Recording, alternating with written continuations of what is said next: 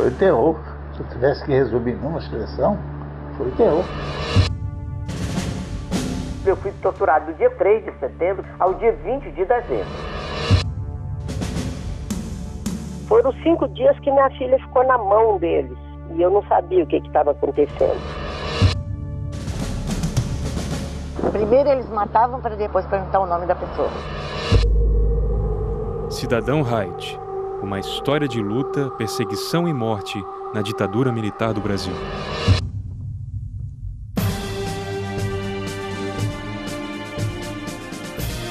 Desde 1973 continua o mistério.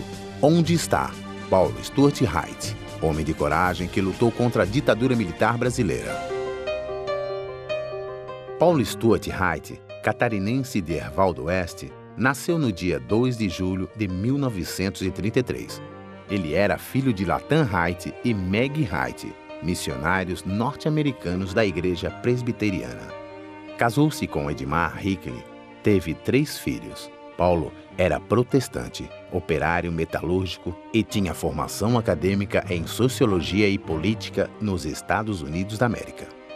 Em 1960, Paulo Haidt perdeu por 9 votos a eleição para prefeito de Joaçaba, no meio-oeste de Santa Catarina. Um locutor de rádio da região noticiou que Paulo era comunista. Walter Zighelli, ex-deputado estadual de Santa Catarina, entre os anos de 1963 e 1967, relembra o episódio.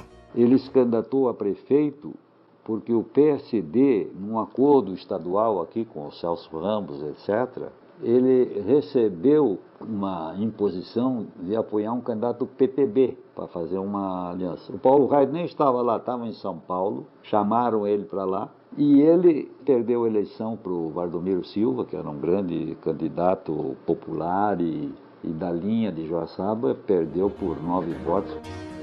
Em 1961, Celso Ramos, governador de Santa Catarina, convida Paulo para ser o diretor de imprensa do estado, em Florianópolis. A força do Tostão contra 1 milhão, para o Paulo Haidt ganhar a eleição.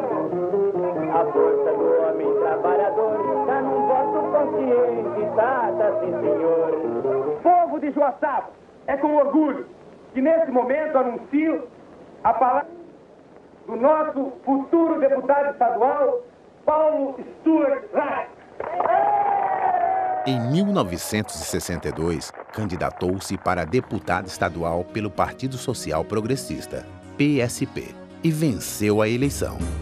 Minha jangada vai sair do mar, vou trabalhar. Defendendo parte da população menos favorecida, reuniu-se com os pescadores catarinenses para organizar cooperativas. O objetivo era acabar com a política de atravessadores no comércio da pesca.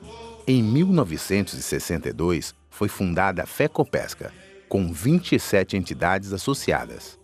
Walter Zighelli comenta. Ele fundou uma cooperativa aqui, outra cooperativa dos pescadores dos ingleses, cooperativa de canasvieiros, e suscitou, evidentemente, a revolta dos camaradas que deixaram não iam ser beneficiados, porque esse pessoal já queria um preço maior, né? Porque todos entregariam para a cooperativa e a cooperativa que vendia. Chegou a fazer até uma confederação das cooperativas, etc. Mas esse movimento gerou uma inquietação. Esse pessoal que vende no mercado, né, que era tudo meio grosso também, esse comunista e tal e coisa, xingaram muito ele, aí correu uma onda que queriam matar ele. No dia 31 de março de 1964, teve início um golpe para implantar a ditadura militar no Brasil. Tropas de Minas Gerais com tanques e canhões desciam rumo à cidade do Rio de Janeiro, onde encontrava-se o presidente da República, João Goulart, o Jango, que seria deposto. No dia 1º de abril, o Brasil tinha uma nova cara. Os militares tomam o poder e João Goulart refugia-se em Porto Alegre. Assume a presidência o Marechal Humberto de Alencar Castelo Branco. Os princípios morais e políticos que refletem a alma brasileira. O presidente da República poderá decretar o recesso do Congresso Nacional. Artigo 2º. Poderá decretar a intervenção nos estados e municípios sem as limitações previstas na Constituição. No dia 9 de abril, os comandantes das Forças Armadas, ao definir a reforma da Constituição em vigor, decretam o Ato Institucional número 1.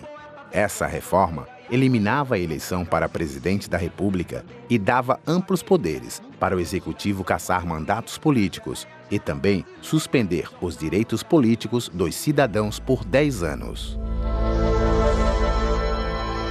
Paulo Stuart Haight foi cassado pela Assembleia Legislativa do Estado de Santa Catarina. Nesse dia, 9 de maio de 1964, estavam presentes na votação líderes e deputados estaduais de todos os partidos. Walter Zighelli, que era deputado estadual pela União Democrática Nacional, UDN, participou daquele momento. Surgiu uma notícia de que o Paulo Haight estava envolvido muito profundamente em movimentos considerados na época subversivos e acabaram fazendo um dossiê que eu também nunca vi, nem me interessei ver, mas circulou na Assembleia, enviado pelas Forças Armadas, pelo 5º Distrito Naval, não sei que, oriundo das Forças Armadas.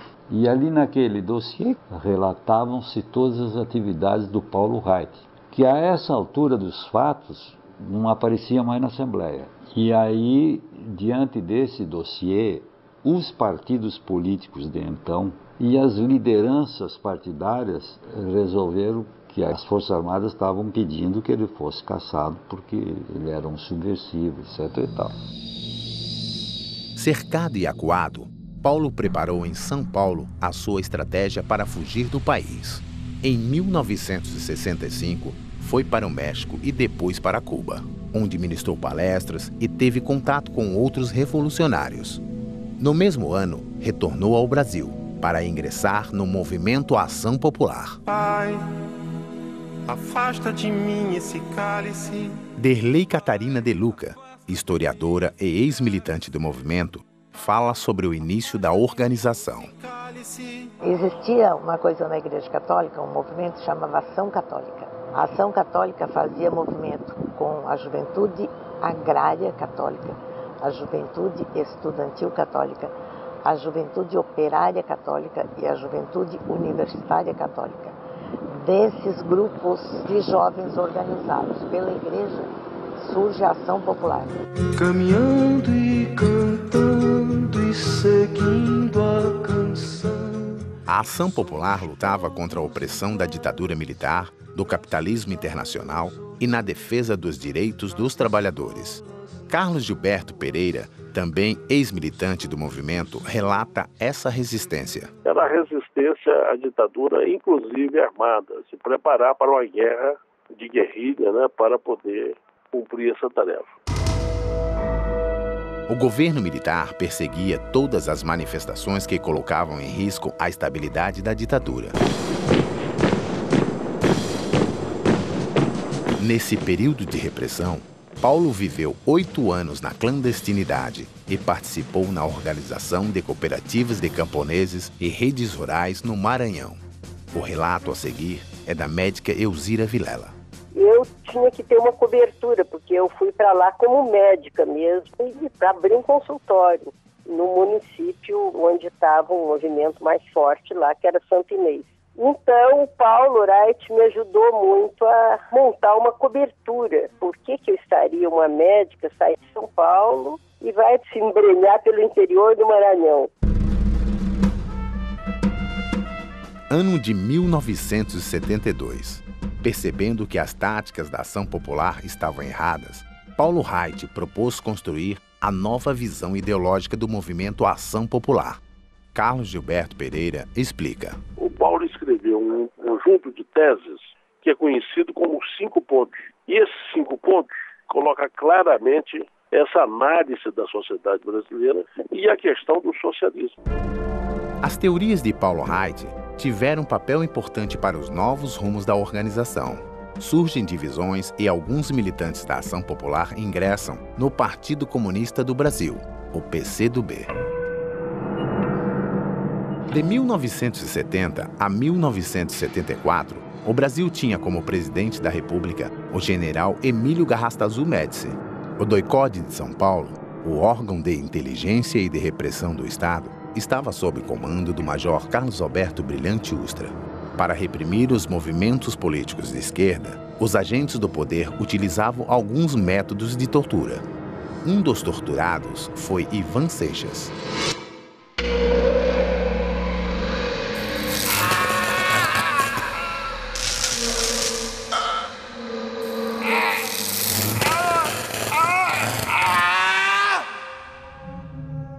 Nós que passamos por isso, nós éramos colocados em basicamente 2 aparelhos de tortura. Pau de arara, cadeira do dragão. Pau de arara é aquela coisa tradicional, que tem um ferro atrás, que você fica amarrado, e de cabeça para baixo. E a cadeira do dragão é uma cadeira como se fosse uma cadeira elétrica, revestida de metal, e com as pernas para baixo da cadeira, amarrado no braço da cadeira. Aí é que vem o grande problema, o choque elétrico. Quando é aplicado o choque, você se estica todo. Quando você faz isso, você, ao se esticar, a canela passava no travessão que tinha na frente da canela e pega o osso. Então aquilo ali é rapidinho, você está pegando o próprio osso. Então é uma dor insuportável. Você tomar um choquinho de 1 segundo é muito ruim. Agora você tomar um dia inteiro de choque, aí fica difícil de se explicar. Tem dias que a gente se sente como quem partiu ou morreu. A gente estancou de repente. 2 de setembro de 1973, Paulo e Oswaldo Rocha foram para o Rio de Janeiro. Eles foram discutir com as lideranças de lá as mudanças ideológicas da Ação Popular Marxista-Leninista, a APML. No mesmo dia, voltaram para São Paulo. Uma liderança estudantil que foi com eles na viagem já havia denunciado Paulo para a repressão. Oswaldo Rocha descreve a situação. Eu tinha um encontro com Paulo Stuart. Nesse mesmo dia nós saímos do Rio, dia 2 à noite, e eu tinha um encontro com Paulo Stuart para fechar algumas coisas de organização, que seria o último encontro na Semana da Pátria, aí nós só reencontraríamos dia 10 de setembro.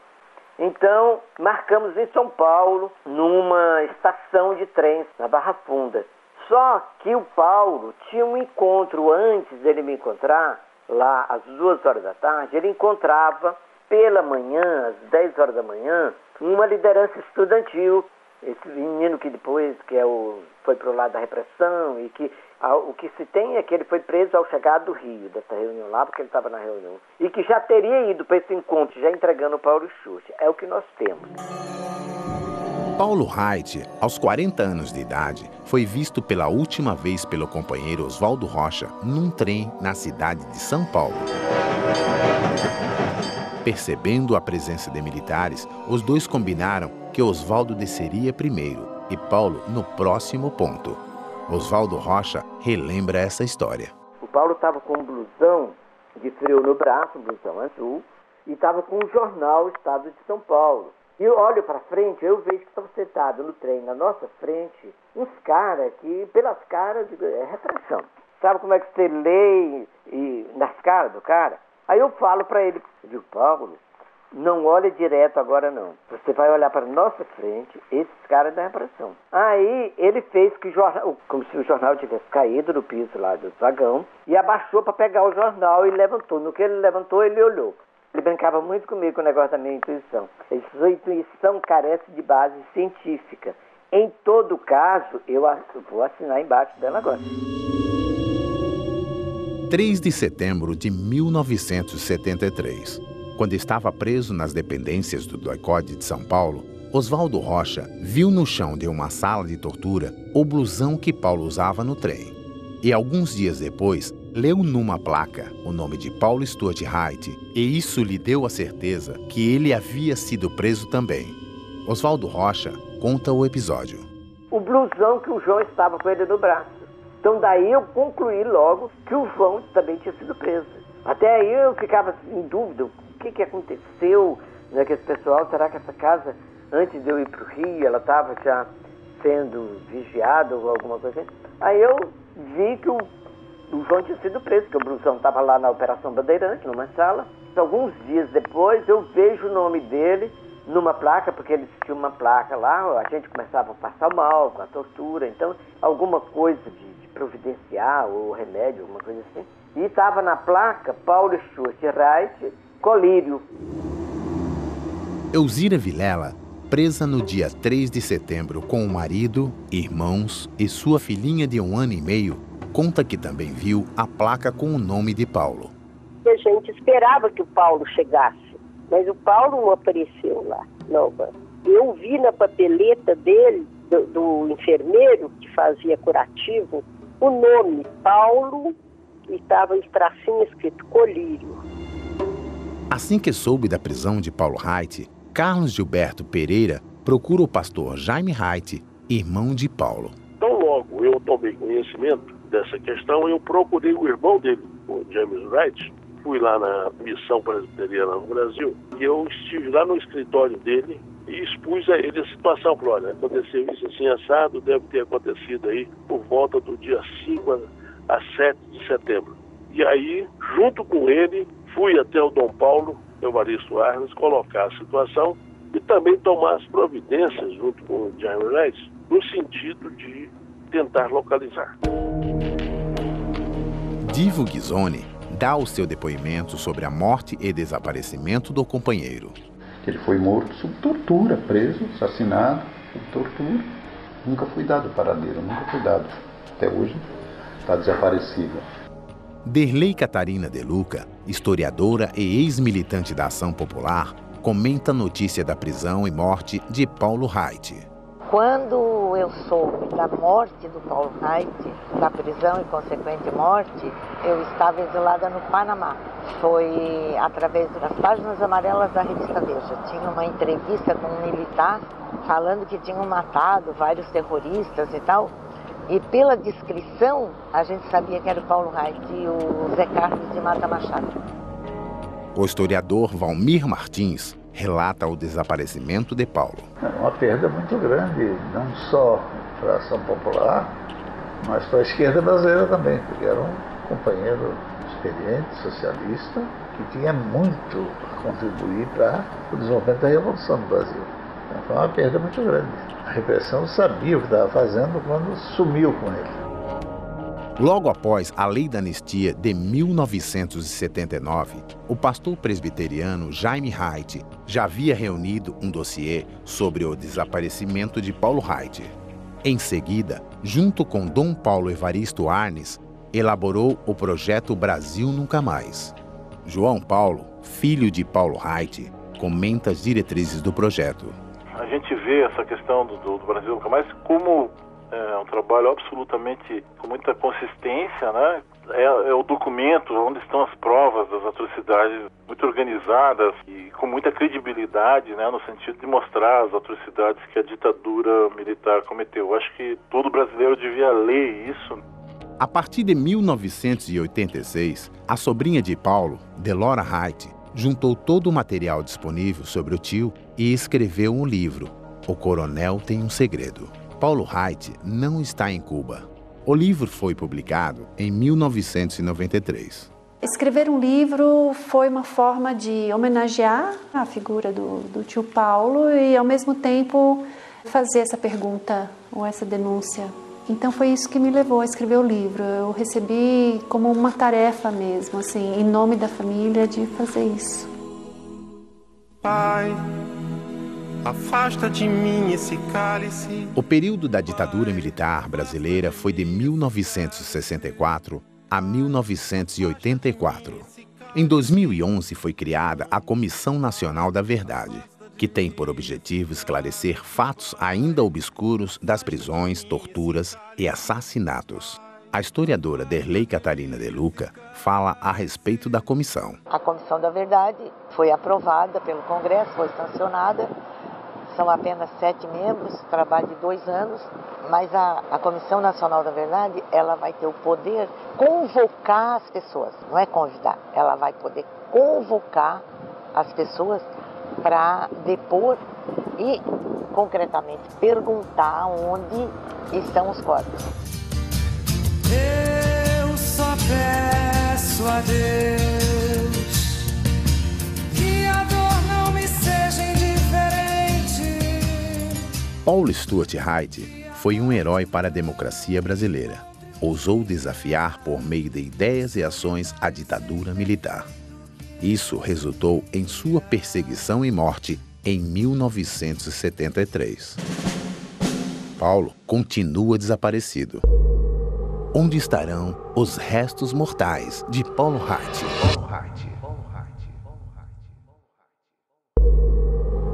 Cidadão Haidt, uma história de luta, perseguição e morte na ditadura militar do Brasil.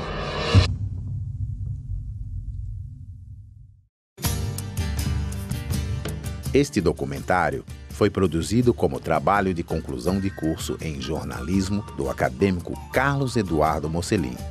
Professor orientador Ricardo Medeiros. Locução Wilson Ricardo. Sonoplastia Márcio Goebel. Faculdade Estácio de Sá de Santa Catarina. Primeiro semestre de 2012.